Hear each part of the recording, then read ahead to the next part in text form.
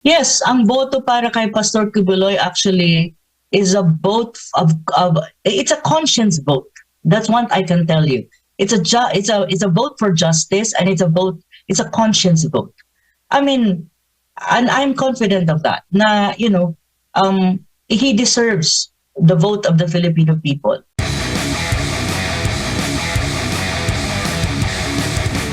No, naramdaman niya yung injustices at maraming biktima ng injustices doon sa facility ang lumalapit sa kanya, tumihingi ng tulong. Kaya masasabi natin, Prof, na ang bawat boto kay Pastor Apollo C. Kibuloy, number 53 sa balota, ay boto po para sa hustisya. Ang bawat boto para kay Pastor Apollo C. Kibuloy, number 53, ay boto po para ihinto ang pang-aapi. Dahil ito mismo ay personal knowledge niya at maraming lumapit sa kanya para ito'y dalhin na paksa sa mataas na kapulungan ng Kongreso, Prof. Yes, ang boto para kay Pastor Kibuloy actually is a vote of it's a conscience vote. That's what I can tell you. It's a vote for justice, and it's a conscience vote. I mean, and I'm confident of that. Na he deserves the vote of the Filipino people. That's one thing that I can tell each and every Filipino. I don't care about other people kung ayaw nilang iboto or hindi sila naniniwala kay pastor, no? Pero ako, kilala ko siya eh. Nakilala ko siya eh. And doon ako nagdidepende. Kasi ako, to be very frank, when it comes to other people, maraming chismis man sa ibang tao. May mga ibang tao, yun sa halimbawa sa social media, kung anong mga pinagsasabi sa isang tao. Ako, I will just be an observer. Okay, fine, ito yung mga sinasabi nila. Pero I will depend on my personal knowledge of a person for me to assess kung anong klaseng tao siya. And I've met pastor and I've talked to pastor in depth many times. So not really like many, like hundreds of times. But I think enough for me to know kung anong klaseng tao si pastor. At enough for me to know kung ano talaga ang vision niya for the Philippines. I know he has a vision for the country, and the vision is good. And the vision is for the country to improve, for Filipino people to have a good life, and all of this. Pero yun nga it's unfortunate na ngayon nakakulong siya. It's unfortunate na pinagtripan siya ng current administration na hindi ko rin maintindihan why would you do that. When in fact, kung wala ang SMNI, mahihirapan ang Marcos Jr., si Marcos Jr. to actually be elected in office. Kasi actually kayo lang ang sumuporta sa kanya na media network na hindi siya criticized to the, tapos ganun ang gagawin sa inyo, ang gagawin kay Pastor. So it's really like hard for me because I was there. I was a witness to everything. Andun ako eh. Lagi akong nai-invite ninyo na maging anchor, maging guest sa mga programs during the election ng 2022. Andun ako eh. So alam ko kung ano nangyari, alam ko kung paano nyo sinuportahan si Marcos Jr. Tapos out of the blue, bigla kayong i-betray dahil lang you become a little bit, tawag nito, critical. When in fact being critical or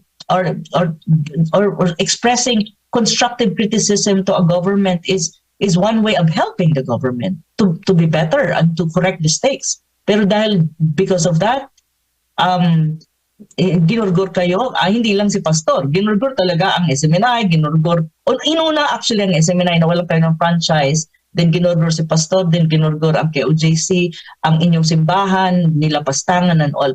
These are things that I really cannot, it's hard for me to see and it's hard for me to witness and it's painful. If I'm a member of KOJC, which is I'm not, it's very painful for anyone really to see all of this and witness and experience all of these things. Pero yun nga ang nakakatuwa sa inyo to be frank Kasi kahit na ina-experience nyo lahat ito, parang ang gusto nyo pa rin gawin magsilbi sa bayan, and at the same time, hindi kayo naging vindictive ba?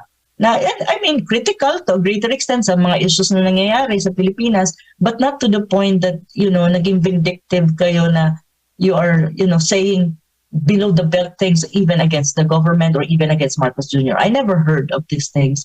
You still, function na, very, tumutulong pa rin sa gobyerno. Naglilinis kayo ng mga kapaligiran, nagtatanim kayo ng mga how do you call that? Nagtatanim kayo ng mga puno. At the same time, you respond to what? To calamities. Nagdo-donate ka pag may mga bagyo and all. You are ang dyan ng KOGC, ang dyan ng SMNI, helping the government in many ways. Though critical kayo sa gobyerno, but you've been doing a lot of things for the government to help the government. Especially kapag may mga calamities, may mga bagay na hindi kakayanin ng gobyerno lang.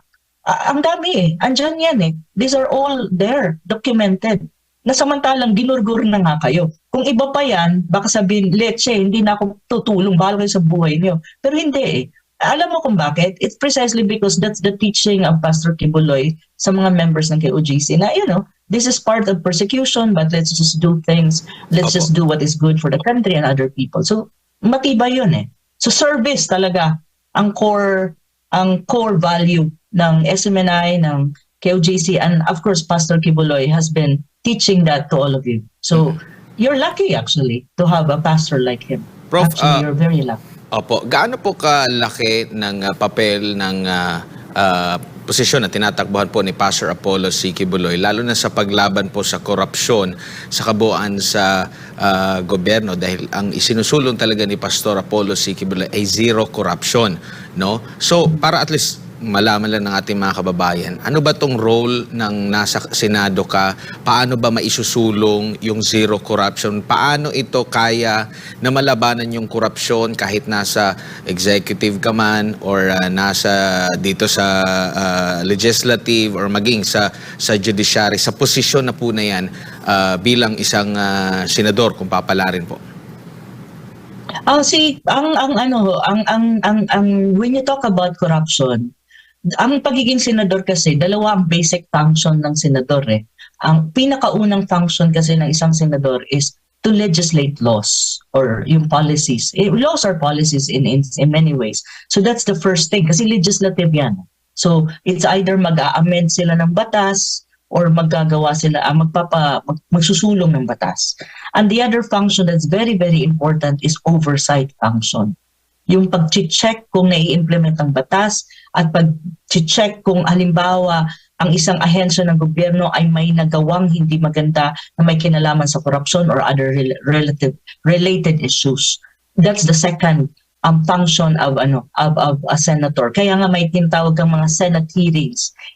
That's the oversight function. So kung halimbawa, hopefully and God willing, ay makaupo si Pastor Kibuloy na senador ng bayan, I think isa sa mga niya, kasi isa sa mga adhikain niya is zero corruption. So zero corruption. So to be very frank, that is a very in the context of the Philippines, alam naman natin gaano tayo ka-corrupt, daming corruption at daming corrupt sa Pilipinas.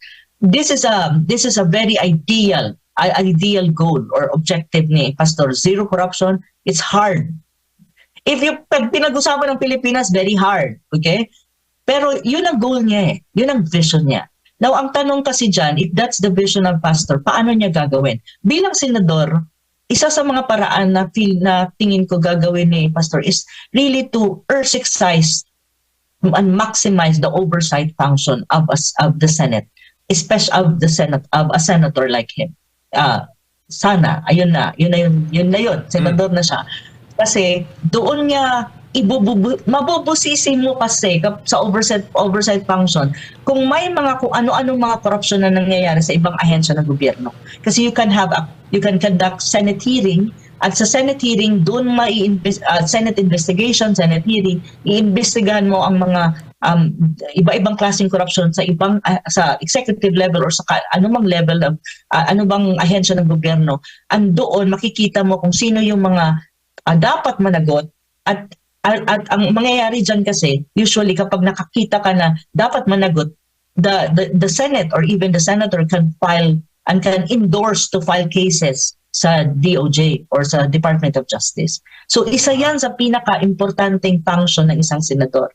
And I think kay Pastor, kapag nakaupo siyang senador, I think he will maximize that. Kung ang isa sa vision niya is zero corruption. And of course, to review laws in the country na may corruption laws, anti-corruption laws sa country, to review them kung kailangan ripasuhin at kailangan baguhin or kailangan taasan ang tinatawag mong penalty depende sa crime of corruption. I think that's another area kung saan gagawin ni Pastor. Ang isa pa is, of course, to supplement yung current na mga batas na meron tayo na may kinalaman sa pagsupil ng corruption. I think that's another area by which ang sa zero tolerance at saka zero corruption na vision ni Pastor ay kumbaga ma-exemplified niya or ma-operationalize niya as a senator.